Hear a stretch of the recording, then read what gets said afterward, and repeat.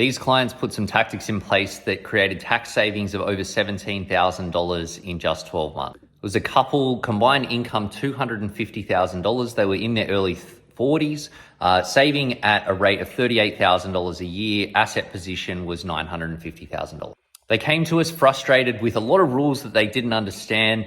They were pretty time poor. They had their first child, keeping them pretty occupied. And between that, work, family commitments, they felt like they didn't have the time to focus on figuring out what the smartest thing to do with their money actually was. What we ended up doing going through the advice process, the big move that they made was purchasing an investment property, but doing that structured mainly in the higher income partner's name. Because mum was working only in a part-time capacity after they recently had their first bub, her taxable income was a lot lower. We looked at the numbers and figured that buying property in dad's name was going to allow him to get more tax deductions and more benefits in the shorter term based on the tax deductible interest payments. That alone created an upside of $50,000 in terms of their asset position in just 12 months.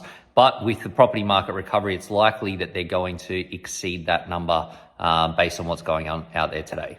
At the same time, what we did was upgraded their superannuation funds. They were paying more than they needed to in fees, and the investments weren't performing that well. Got them into some nice low-cost index fund options and started a small tax deductible contributions to the super fund, maxing spouse contributions and taking advantage of the lower tax super environment.